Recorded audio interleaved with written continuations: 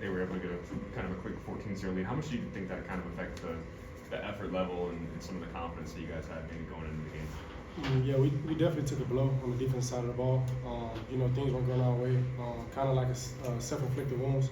We kind of preached on that, saying, you give a good team an inch, they'll take a mile. So, we kind of just got to clean that up on our side of the ball. And I feel like we could have came out with the win if we would have did that. Shamar, how frustrating is that? Because the defense was kind of on an upward trajectory, and maybe you thought the defense could kind of, especially through the third string quarterback, on the defense kind of keep you in the game.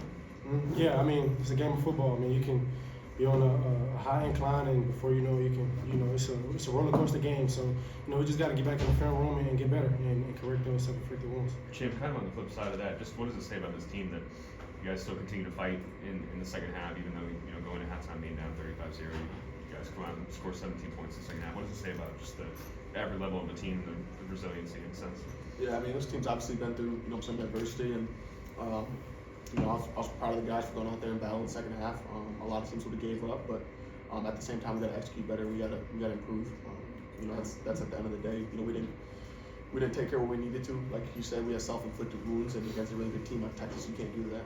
How much do you think that this week helped Aiden Warner to improve upon his performance last week? A guy who really wasn't even available until a month ago. How much do you think that this week taking reps with the first team was able to help him? Yeah, even speaking from my own experience, I think anytime you're a young player, when you're able to have game reps against a really good football team, those are things that you can learn from.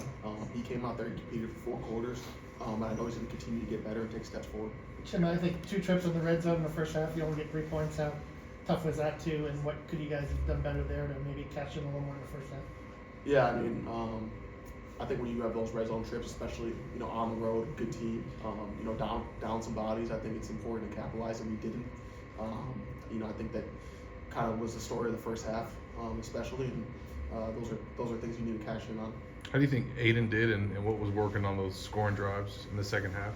Yeah, I think Aiden did a really good job. I think that there was a lot of guys who could have done things better around him, myself included. And when you have a young quarterback like that, you got to help him out as much as he can. And I think that he competed for 4 quarters. I think he threw some really good balls. And when you looked at him, he never looked like he was going to give up or was out of it. So I'm proud of him, proud of the way he competed, and we just got to continue to work. And DJ went through pregame warm-ups. Billy said that was the best that he felt all week. Did you think there was any chance that he might give it a go? And what was it like just going through the week and trying to play? Yeah, I know DJ was going to do everything he could to get on the field.